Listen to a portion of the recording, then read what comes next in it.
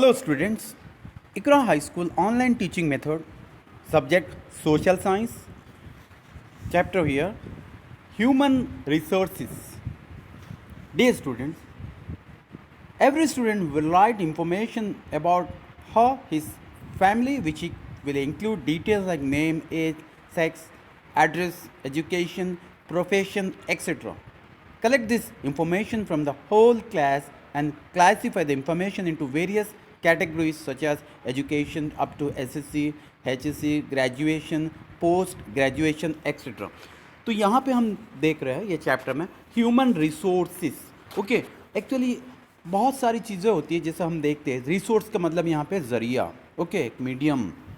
जैसा हमें घर में देखते हैं पानी यूज़ करते हैं, हम लोग डेली वाटर यूज़ करते हैं, इसका ज़रिया कहाँ होता है? ओके, एक्चुअली इसको हम कह सकते हैं ना, इकोनॉमी में इसको चेक करते हैं, इसको हम देख सकते हैं वाटर बॉडीज़ कैसे है ना, बहुत सारी वाटर बॉडीज़ है। वाटर बॉडीज़ में रिवर है, लेक है, पॉन्ड है, कुएँ है, वेल है, स्टबल है, ये बहुत सारे हमारे पानी के ज़रिए हैं। ओके, इस तरह के बहुत सारे रिसोर्सेज ज़रिए होते हैं। ओके, स्कूल में अभी हमको जैसे आप हो, आपको पढ़ा रहे हैं, एजुकेशन दे रहे हैं, इसका आपको एजुकेशन रिसोर्स क्या है? टीचर्स है, ठीक है। तो ये एक आपको एजुकेशन सीखने का एक ज़रिया है, रिसोर्स है। इस तरह से ह्यूमन रिसोर्स कह सकते हैं। ओके, वाटर है तो एक्चुअली वो क्या एक थिंग है। ओके, बहुत सारी चीज़ें हैं जैसा रिसोर्सेज है, तो एक्चुअली यहाँ पे ह्यूमन रिसोर्स है। अभी आपको टीचिंग पढ़ा रहे टीचर्स है, ये क्या है? ह्यूमन रिसोर्स है। बैंक में जॉब कर रहे, रेलवे में सर्विस दे रहे, ये सारे रिसोर्स है, ज़रिया है, ह्यूमन रिसोर्स। क्योंकि बहुत सारी ह्यूमंस की ज़रिया होती है, दैट्स कॉल्ड ह्यूमन रिसोर्स, ये सब्जेक्ट है। ओके, तो यहाँ पे मैंने जैसा आपको अभी रीड किया एक्टिविटी है, तो एक्चुअली स्टूडेंट का इन्फॉर्मेशन होता है। ओके, वो फैमिली क्या है, ओके, उनका नाम क्या है, पापा का नाम क्या है, कहाँ तक पढ़ाई की है, एड्रेस क्या है, उसको फिर हमने क्लासीफाई करते हैं, ठीक है। किसका क्या प्रोफेशन है, किसकी कितनी एज है, कौन कितना ग्रेजुएशन किया, पोस्ट ग्रेजुएशन किया, तो ये सारा इन्फॉर्मेशन रहता है, ठीक है। तो यहाँ पे हम आगे बढ़ के देखते हैं। क्या आप जानते हो, डी know the way we collect information about the whole class, जैसा पूरी क्लास का हमने इन्फॉर्मेशन लिए। Similarly, we can collect information about the entire population and it is done at regular intervals. Let's discuss about it. तो हमने क्या करते हैं यहाँ पे, होल क्लास का तो एग्जाम्पल के लिए आपको बताया गया। तो इस तरह का हम लोग ने पूरे जनसंख्या जो पॉपुलेशन है, मान के चलो गांव में सारा कितने लोग रहते हैं, क्योंकि वो गवर्नमेंट के लिए बहुत ज़रूरी होती है, क्योंकि गवर्नमेंट के जितने भी स्कीम्स होते हैं उनको पहुंचाना होता। पिछड़ी जाति कौन है, उनका इनकम कितना, कितना पढ़ाई है, किसको कितनी जॉब देना चाहिए, तो एक प्लानिंग करते हैं 5 ईयर्स। गवर्नमेंट एक 5 ईयर्स प्लानिंग करती है, उसके लिए सारा डेटा उनको रहना ज़रूरी होता है, सारा इन्फॉर्मेशन ज़रूरी होता है। अब एरिया में मान के चलो कितने, एक मोहल्ला है, वहाँ पे कितने लोग रहते हैं, कितने लोग ग्रेजुएट है, कितने पढ़ाई किए, कौन नहीं कर रहा है, कितने स्कूल्स को वहाँ पे बढ़ाना है, कितनी फैसिलिटी ज़्यादा देना है, तो गवर्नमेंट को सारा प्री डेटा रहना ज़रूरी होता है, ठीक है। तो इस तरह से at it done regular interval, ये सारा गवर्नमेंट कलेक्ट करती है डेटा को, हम 5 साल में, कभी 3 साल में। हम अक्सर देखते हैं हमारे घर पे गवर्नमेंट ऑफिशियल्स या हायरिंग ऑफिशियल्स होते हैं, वो घर पे आते हैं, पूछते हैं आपके घर में कितने, आप लोग शायद देखे होंगे, क्योंकि पूछते हैं, just they are asking how many members are residing at your home, what is your education, आपका इनकम कितना है, ये सारा डेटा हमसे कलेक्ट करके ले जाते। तो यहाँ पे हम देखते हैं what is census, why it is carried out. Okay, census क्या है, उसको क्यों कैरिड करते हैं, क्यों उसको करते हैं। Okay, collection and cataloging of information about people living in a country or any particular region of the country is known as a census. ये इसका सेंसस का डेफिनेशन है। क्या है सेंसस? कलेक्शन, इकट्ठा करना। ओके, कैटलॉगिंग ऑफ इंफॉर्मेशन को catalogue करना, मतलब कौन से कैटेगरी में किसको रखना है। About people living in a country, जो देश में लोग रहते हैं, और एनी पर्टिकुलर रीजन, एक खास कोई एरिया में, of the country is known as the census. Okay, it is done every 10 years. ये under the regulation of central government का जो रेगुलेशन होता है उसके मुताबिक 10 साल में इस तरह से सेंसस करते हैं। 10 साल में एक बार सेंसस देश का लेते हैं, क्योंकि 10 जब सारा देश का ले ले तो आने वाली जो पीढ़ी, आने वाली टाइम में गवर्नमेंट को वो डेटा के मुताबिक, according to that data government plan करते हैं देश को तरक्की करने की, ठीक है। तो ये हो गया census. Next, the last census in our country was carried out in the year 2011। Last में जो हमारा सेंसस हुआ, जो डेटा कलेक्शन हुआ, वो 2011 में हुआ।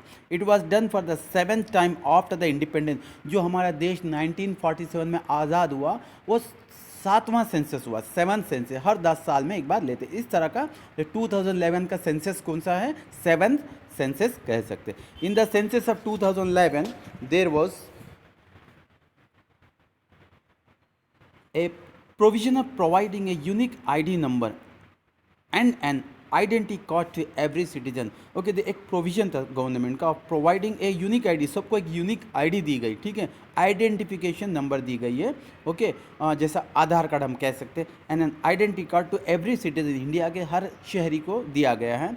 It was the special feature of the census 2011 का स्पेशल एक गुण था, स्पेशल एक क्वालिटी थी, स्पेशल एक फीचर था ये, ठीक है। It is our duty to provide correct information to the government, तो हमें एक्चुअली करेक्ट इन्फॉर्मेशन गवर्नमेंट को देना ये हमारा हक है। अगर हम ख़राब डेट ऑफ बर्थ गलत बताएंगे, गलत इन्फॉर्मेशन बताएंगे, इससे हमें नुकसान होता है, इसीलिए हमें सारा क्लियरली गवर्नमेंट को बताना होता है। Human resource is the human capital of our country. Human resource क्या है एक्चुअली, जो देश का जो ह्यूमन रिसोर्स है, ज़रिया है, वो human capital of our country, human का एक कैपिटल कह सकते हैं, देश का एक, ये भी एक ह्यूमन, देश के लिए कैपिटल कह सकते हैं। The development of a nation depends on its human capital. जो देश हमारा तरक्की करना है तो हमारा ह्यूमन कैपिटल अच्छा होना चाहिए, हमारे देश में क्वालिटी पढ़े लिखे का अच्छा होना चाहिए, साइंटिस्ट अच्छे होना चाहिए, अच्छे एजुकेशन टीचर्स होना चाहिए, अच्छे लॉयर्स होना चाहिए, अच्छे डॉक्टर्स होना चाहिए, ताकि हमारा देश गर्व से दुनिया में मशहूर हो सके और हम हमारी सर्विस दूसरे लोग मांग सके, तब कि हम दूसरी सर्विस की हम ना ले सके। तो इसलिए हमारा ह्यूमन रिसोर्स हमेशा अच्छा होना चाहिए।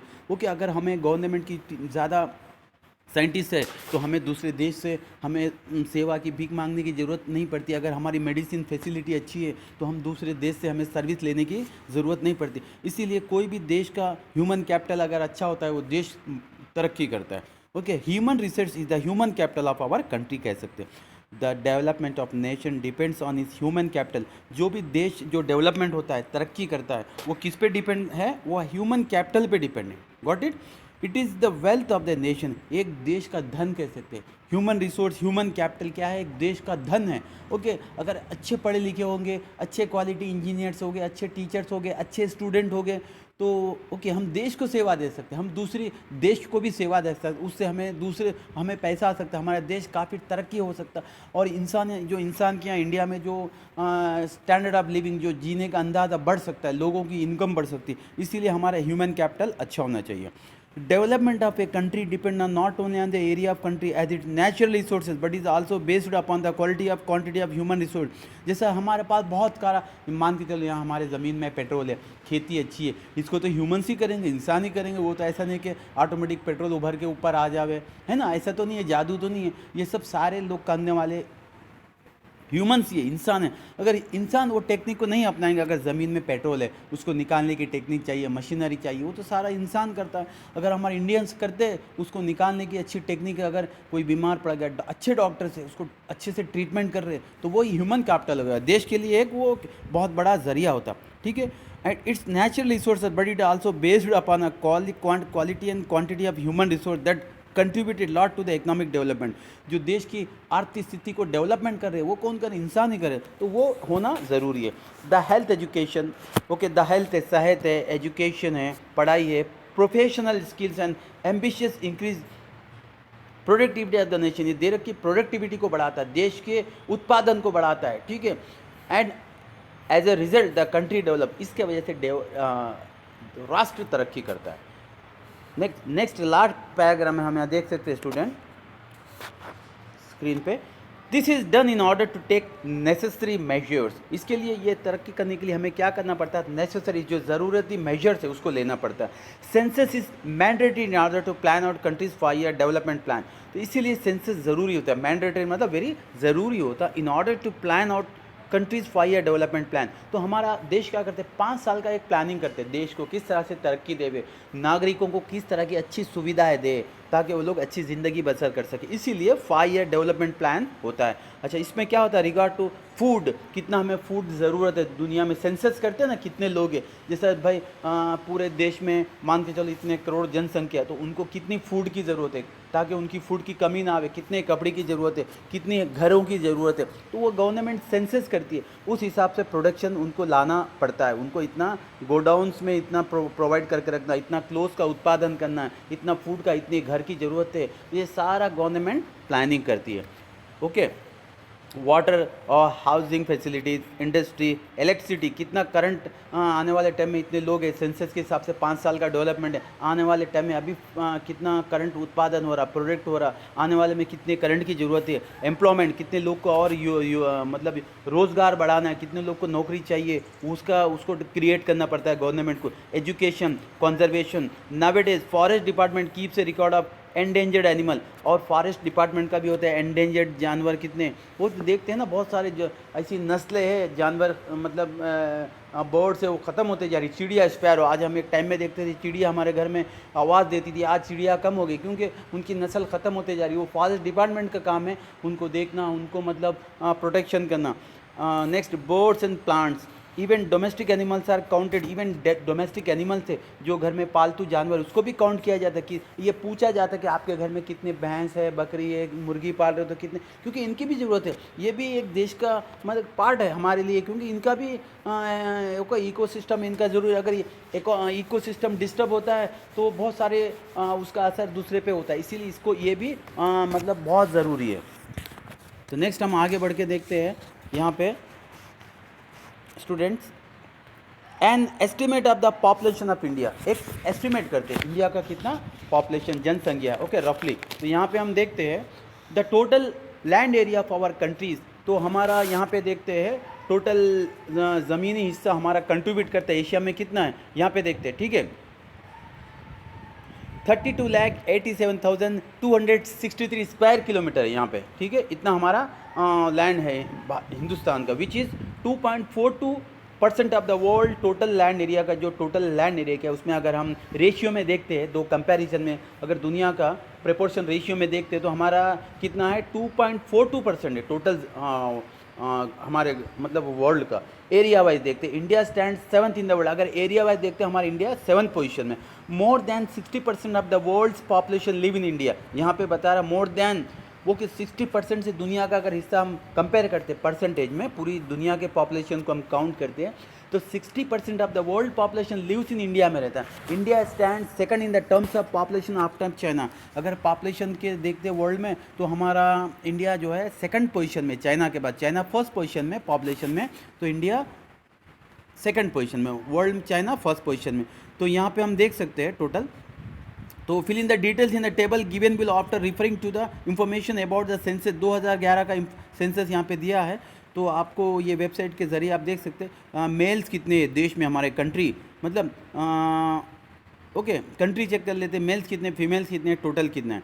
और नेक्स्ट स्टेट देख लेते हैं, मेल्स कितने, फीमेल्स कितने, टोटल कितने, डिस्ट्रिक्ट कितने हैं, ओके, ये स्टेट में, पर्टिकुलर स्टेट में, विलेज, गांव में, इस तरह का हम सेंसस को देख सकते हैं। तो अगर हम आगे बढ़ के और देखते हैं, qualitative human population is also called human resources. Human resource को ऐसा भी एक डेफिनेशन, दूसरा डेफिनेशन क्वालिटेटिव ह्यूमन पॉपुलेशन। बहुत सारे हम इंडिया में देखते हैं ऐसे लोग हैं ना जिसके पास एजुकेशन है, ना कोई टेक्निकल नॉलेज है, ना कोई स्किल्स है, कुछ नहीं है, बस ऐसे भी कह सकते हैं जनरल लेबर है। लेबर में देखते हैं टेक्निकल लेबर है, कैजुअल लेबर है, मतलब इस तरह का कह सकते हैं कि वो मतलब उनके पास कोई स्किल्स नहीं है, कोई उनके पास हुनर नहीं है। ऐसी पॉपुलेशन भी इंडिया में बहुत सारी है जो क्वालिटेटिव ह्यूमन पॉपुलेशन कह सकते हैं, जिसके अंदर क्वालिटी है, मतलब वो लोग कुछ कर सकते हैं, ओके, उनके अंदर में कुछ एजुकेशन है, उनके अंदर में कुछ करने की अच्छी सलाहियत है, तो ऐसे लोग को अच्छा ह्यूमन रिसोर्स कह सकते हैं। Human population, qualitative human population, जिसके अंदर क्वालिटी, अच्छी पढ़ाई है, अच्छी मेडिकल स्किल है, अच्छी लेबर स्किल है, अच्छी टेक्निकल स्किल है, इसको क्वालिटेटिव ह्यूमन, इसको भी ह्यूमन रिसोर्स कह सकते हैं। The quality of human resource depend on education and intelligence, उनकी कितना दिमाग की मतलब इंटेलिजेंस है, कितनी अच्छी बेस्ट एजुकेशन है, उसको भी कह सकते हैं। स्किल सिटीजन्स लाइक, जैसे स्किल्ड है, उनके पास कोई अच्छा हुनर है, वो कि इसको डॉक्टर्स है, एजुकेशनिस्ट है, प्रोफेसर्स है, टीचर्स है, ये सारे इंजीनियर्स है, स्पोर्ट्समैन है, वो भी एक स्किल है उनके पास, इंडस्ट्रियलिस्ट है, बिजनेसमैन है, किसान है, फार्मर्स है, आर्टिजन जिसके अंदर कला है, पेंटर्स है, बहुत सारी चीज़ें। Next, labourers and other responsible citizens are the human resource, इनको सबको भी हम ह्यूमन रिसोर्स कह सकते हैं। Children and youth are the potential resources, अभी क्या है, बच्चे और यूथ, दो नौजवान, बच्चे, चिल्ड्रन और यूथ, जो नौजवान, टीन्स भी कहते हैं ना, 13 साल से लेके 19 साल तक, क्योंकि ये फ्यूचर के एक स्किल लेबर्स कर सकते हैं। अगर हम बच्चों को अच्छा नरिश करते हैं, अच्छे तालीम देते हैं, उनमें से बहुत सारे आने वाली देश की एक क्वालिटेटिव मतलब रिसोर्स बना सकते हैं। ओके किसको, बच्चों को और यूथ को। अगर इनको अच्छा नरिश करेंगे, इनको अच्छा एजुकेशन देंगे, अच्छा टेक्निकल फील्ड में उनको समझाएंगे, ट्रेनिंग देंगे, तो आने वाले टाइम में देश भी तरक्की करेगा, घर भी तरक्की करेगा, खुद भी तरक्की करेंगे। ये हो गया। तो नेक्स्ट मैं अभी सेकंड पार्ट में आपको ये पॉपुलेशन ग्रोथ के बारे में बताऊंगा। I hope you better understand. Okay, read yourself once again. Thank you.